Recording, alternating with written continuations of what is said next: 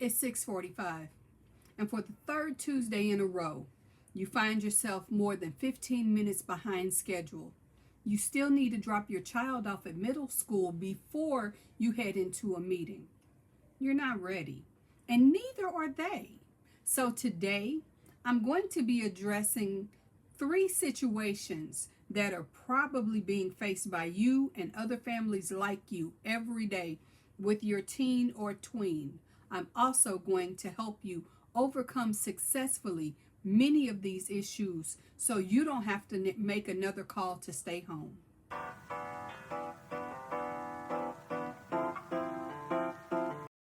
Hi, I'm Michelle, founder of the Clarity Consultant. I help parents of neurodivergent children build systems that actually work. Systems designed to reduce morning routine chaos, cut down on the meltdowns, and get everybody out the door with their dignity intact. I hear from parents every day about challenges they face just trying to get their children out of the door. Many parents are dealing with frustrations and meltdowns on an almost daily routine. These emotional outbursts lead to parents heading into work late, missing important events, or worse, losing the very important employment that they need to provide for their families. Not only that, their child often misses school. They miss therapies that they need, and those things are vital to their child's academic and emotional success. This headache doesn't just risk their job and income. It teaches that child that meltdowns have power. Don't want to go to school? Have a meltdown. The truth of it is, this is counterproductive. But before I give you a solution, let's reframe this behavior. You see, this is rooted in teen and tween rebellion. Yes, our children are prone to heightened responses, but the reality is in the solution, and the solution is the same for neurotypical and neurodivergent children. For some families, this isn't just an issue of running behind. It's an issue of anxiety keeping your child from wanting to go to school in the first place. That's a different entry point to this same problem, and we're going to address that too. Now, here's what most advice gets wrong. The approach is to fix the child. The morning routine only flows when everyone uses the win-win approach. This looks like you setting yourself up to get ready to head out the door. You pick 1 to 2 outfits from top to bottom, including your shoes and any hair accessories that you might need. Then you set up your lunch. You place your keys and other needed items by the door so they're easily reached. You fill your gas tank up the night before, or if you have no way of doing it then, set your child up to understand you need to leave 20 minutes earlier than you originally planned so that you can get gas. Offer a treat to your child for your failure to plan. You're owning the fact that a mistake was made by you. This is your way of recovering from the mistake that you made. The mistake was not getting the gas earlier. The apology, as it was for your child at least, is stating, I made a mistake. This is how I'm fixing it. And here's my apology to you, which would be the treat. If you model that smooth transition of getting out the door, they'll adopt this approach simply out of hand. Then you can look at exactly what's going on with your child to help them get out of the door.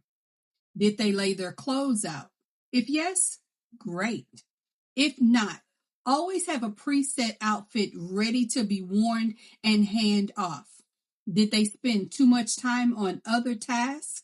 Then a protein shake, a bottle of water, and a piece of fruit is the result. Have them agree to this plan before you set it up. But listen, if they don't like your ideas, hear them out. Allow them to offer an alternative suggestion that might work. This is part of giving them accountability in concert with independence. If they don't have a real solution, explain why you're picking the choices that you are, and explain that this is merely a backup system if they fail to do what needs to be done in a timely fashion. These are things that they should be able to do at this age. Now, after you reveal this structure, be prepared for some pushback. New routines don't take effect overnight. And next, I'm going to break down what success can look like. Let's set each other up for success. And we're going to start with a visual flow chart. And yes, I mean that literally. We're going to create a chart for each room your child enters on their way out the door. A chart in the bathroom listing what needs to happen while they're in there. I recommend a dry erase board with boxes that can be checked off or a time added if that's a more successful approach for your child and for you. A chart in the kitchen showing what needs to go in the dishwasher, what needs to be grabbed, and what signals it's time to move to the next room. A chart by the front door showing the final checklist before you leave. These simple steps allow your child to understand what's expected when. The other thing I encourage, if your child has a smartphone, set up alarms. Not just one alarm, but multiple alarms for each transition point. Set the same alarms for your phone. When an alarm goes off and your child should be moving from the shower to brushing their teeth, you know exactly where they should be. If 2 alarms have passed and you're still hearing the shower, then this is time to enter with firm words that aren't accusatory or aggressive, but it's your chance to interrupt and say something like this. I don't know if you heard your alarm, but you've already exceeded your shower time. This is when you should be brushing your teeth. If you can't get this done in a timely fashion, then we'll have to skip the planned breakfast and go to the protein bar, fruit, and water as a backup. I would caution you on giving long tail consequences, such as if you don't get this done by a designated time, you won't be able to use your video game this afternoon, because often they're going to forget what the consequence was, which sets you up for a meltdown, or they're going to have a difficult day throughout the day in anticipation of the consequence that's coming. Consequences for failure to sticking with the schedule as it's planned need to be immediate, and they need to match the mistake that was made. We are not going to doom an entire day because your child spent an extra 5 minutes in the shower. So, to make this most effective, make those consequences immediate and make them make sense. Ultimately, you want a system that encourages your child to use their system for success. The timer flow chart is your backup system. It's not punishment, it's clarity. And your child knows exactly how much time they have for each task. No guessing. No more 5 more minutes, Mom. They can see it. They can hear it. And they know when the alarm goes off, it's time for a transition to happen. Now that you have your plan set up, I need to arm you with a bit of truth that many parents either overlook or completely forget. Change doesn't happen overnight. And just because something doesn't go the way you plan doesn't mean that the plan is a failure. It just needs practice. And we are not practicing to be perfect. We are practicing to improve. Here's where most parents fail. You set up the perfect system and then you panic when it doesn't work out perfectly. First thing, when you start a new routine, you need to understand that children tend to be a bit resistant. That's not their disability. That's called being a teenager. Part of growing up is a bit of rebellion. You did it, I did it, and they're going to do it too. Stop blaming the pushback on neurodivergence and start understanding that they are people capable of accepting reasonable consequences for their actions. Another thing, let natural consequences teach them. If your child pulled out blue jeans and a hoodie for a day that's going to be 88 degrees by noon, let them wear those jeans and that hoodie. If they realize it's hot and they want to change, remind them, you had the same weather information that I did. This was your choice.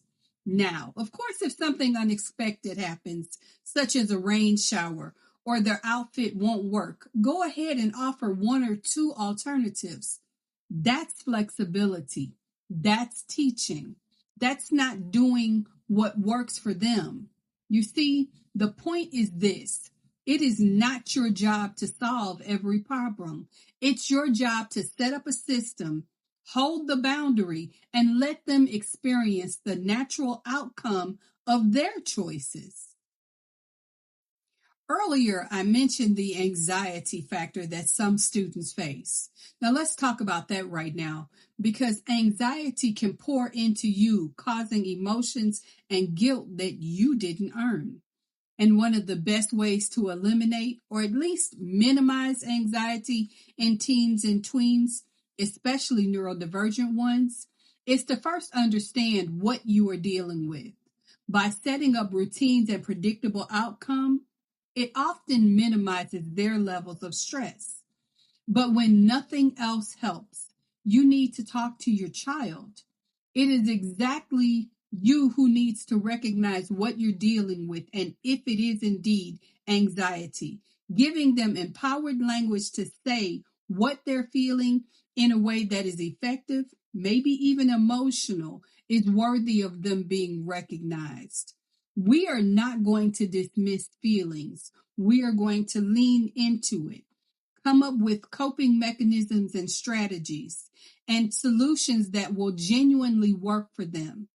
You're going to use the type of language that makes sense, that you're speaking to your child, and you're not going to ignore their feelings or diminish their experiences when they're telling you what they're feeling.